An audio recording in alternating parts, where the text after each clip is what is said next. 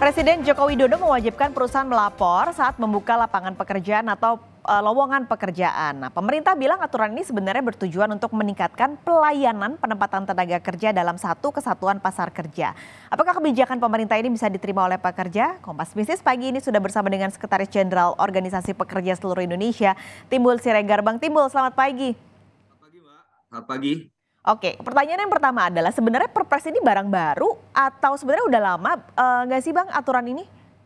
Ya, jadi memang Perpres 57 ini merupakan revisi dari keputusan Presiden nomor 4 tahun 1980.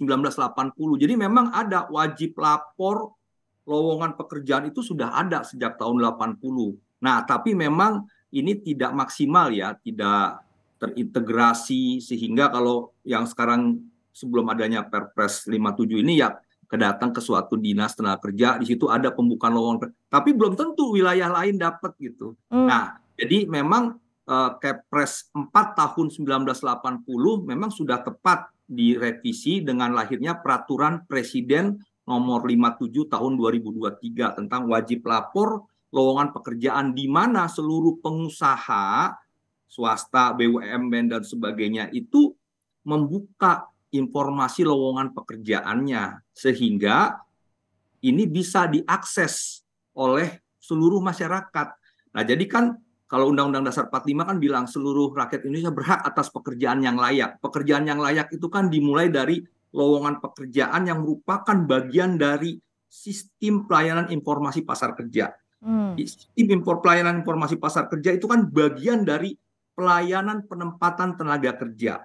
Nah, pelayanan tenaga kerja ini dalam rangka untuk mempertemukan antara demand dan supply, antara kebutuhan perusahaan dengan ketersediaan SDM, sehingga bisa lebih match gitu, bisa nyambung kebutuhannya ini, SDM-nya yang memenuhi itu ya ini. Nah, jadi ini juga dalam rangka untuk meningkatkan tingkat produktivitas. Jangan sampai yang dibutuhkan A ya udah asal masuk aja gitu. Nah, nanti juga kan perusahaan akan mengalami kesulitan bagaimana produktivitas orang yang memang nggak match dengan kebutuhannya. Nah, jadi tentunya ini dalam rangka untuk meningkatkan produktivitas sehingga seluruh pekerja, seluruh calon pekerja berhak mendapatkan informasi. Nah, ini memang dikelola oleh Kementerian Ketenagakerjaan. Nanti dengan dinas-dinas tenaga kerja terintegrasi semuanya.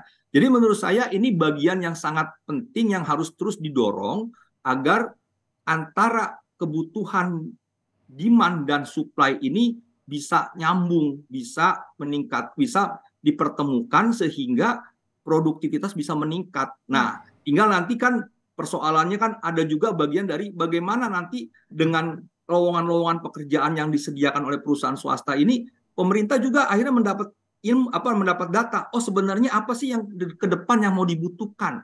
Nah, nanti akan ada juga proses perencanaan penempatan tenaga kerja dan sebagainya.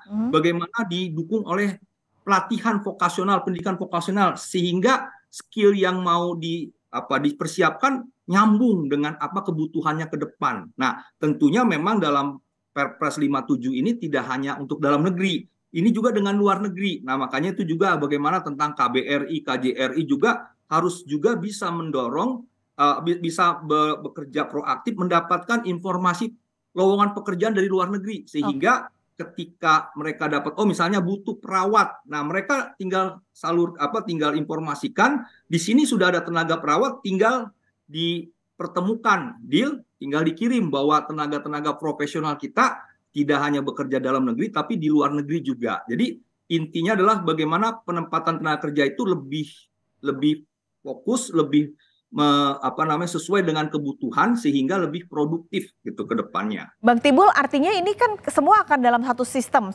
informasi ketenaga kerjaan tadi. Yang artinya para pekerja pun kalau mau mencari data harus mengakses di situ ya Bang, tidak bisa di tempat lain. Ya, jadi memang ini akan terbuka untuk seluruh masyarakat pencari kerja. Sehingga tidak ada lagi, oh ini untuk keluarga saya, nepotismenya itu nggak bisa. Itu kan harus terbuka bahwa perusahaan dalam Perpres 57 ini didorong supaya lebih terbuka. Jangan membuka lowongan untuk keluarganya saja, kelompoknya saja, dan sebagainya. Nah, artinya kebutuhan lapangan pekerjaan ini untuk seluruh masyarakat kita. Nah, perusahaan wajib membuka. Nah, makanya ada ketentuan sanksinya, ada ketentuan rewardnya, penghargaannya ada. Nah, jadi ini sifatnya wajib. Nah, tinggal nanti di lapangan kalau ada perusahaan yang tidak mau juga membuka lowongan informasi, ya ada mekanismenya, ada mekanisme sanksinya. Kalau ada nanti membuka dan sebagainya, ada mekanisme rewardnya, penghargaannya.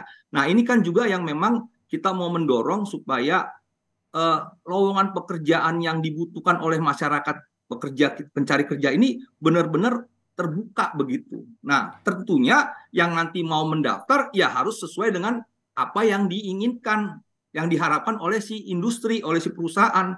Tidak sekedar melamar. Kalau dia nanti nggak bisa tentang IT, yang nggak usah melamar kan begitu, karena kebutuhannya tentang IT seperti itu. Ini harusnya juga berlaku untuk BUMN kan ya, Bang? BUMN juga. Jadi kan sebenarnya untuk seluruh ya pegawai negeri kan begitu juga. Artinya ketika butuh PNS, calon PNS atau P3K, mereka kan melempar ke publik. Ini loh. Nah, demikian juga mau swasta, BUMN, atau siapapun yang memang membutuhkan tenaga kerja, itu harus membuka informasi pasar kerjanya, informasi lowongan kerjanya, sehingga bisa diakses. Dan ini menurut saya harus didukung kepastian oleh seluruh masyarakat, oleh seluruh stakeholder ya, perusahaan, Apindo harus punya komitmen untuk membuka ini. Karena jangan sampai tadi bahwa lowongan itu hanya untuk orang-orang tertentu gitu ya. Nah, ini yang kembali bagaimana pemerintah terus membenahi sistem informasi pasar kerjanya yang dimulai dengan wajib lapor lowongan pekerjaan. Jadi ada informasinya, tinggal disalurkan oleh pemerintah. Tapi kita kalau ngomongin sistem pemerintah ya Bang Timbul, kadang ada aja gitu loh, misalnya ternyata database-nya jelek atau webnya tidak mumpuni. Sekarang kan kalau seperti ini kan kita sudah disediakan gitu ya para pekerja, misalnya kita cari pekerjaan di sebut saja LinkedIn gitu atau di Jobstreet, Jobhunt atau apapun yang sudah banyak. Nah, apakah sistem yang dimiliki pemerintah ini sudah siap untuk bisa menyediakan fasilitas ini?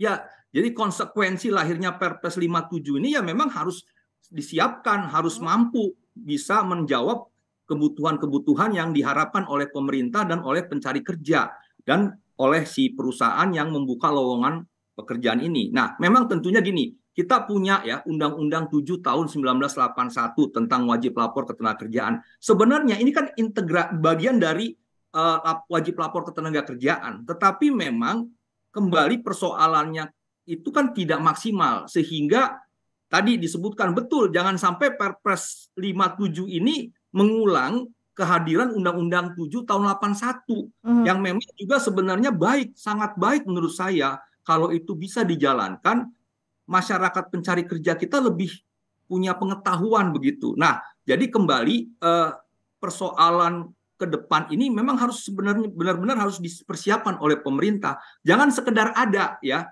Oh, kita punya wajib lapor lowongan pekerjaan, tapi infrastrukturnya susah ketika diakses tidak bisa karena websitenya tidak mampu dan sebagainya. Nah, ini kan persoalan-persoalan teknis yang sebenarnya harus selesai ya. Dan kami percaya kepada pemerintah bahwa sebelum Perpres 57 ini dimunculkan, disahkan tanggal 25 September 2023 lalu, seluruh infrastruktur sudah. Nah, tinggal memang sekarang kan kalau infrastrukturnya sudah oke, tinggal di-approach kepada para pengusaha. Yuk kita patuhi Perpres 57 karena ini adalah hak seluruh rakyat Indonesia pencari kerja. Nah, tinggal para pengusaha ini mau untuk mengupload ini lowongan pekerjaan yang kami butuhkan. Termasuk penghargaan yang tadi ya, yang harusnya bisa mendorong tingkat kepatuhan perusahaan. Nah, iya. Jadi memang saya mau mengatakan juga memang ada sanksinya, tapi harus kita coba dorong edukatif melalui persuasif kepada pengusaha. Yuk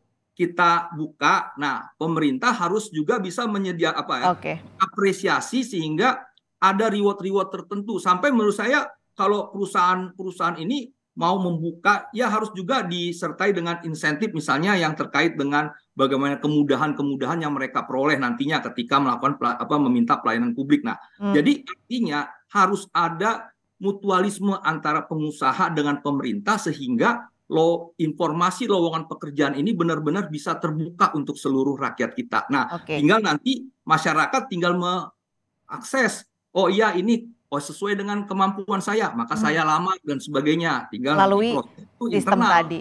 Oke. Ya. Baik, terima kasih Bang Timbul. Ini gambaran juga ternyata Perpres ini harapannya juga ini menjadi bisa akses nggak hanya yang tinggal di Jawa, tapi dari seluruh Indonesia bisa mengakses dimanapun. Iya, betul. Terima kasih. Terima kasih Bang Timbul Siregar sudah berbagi pandangan pagi ini di Kompas Bisnis. Sampai ketemu lagi, sehat selalu Bang Timbul. Terima kasih, selamat siang, selamat pagi.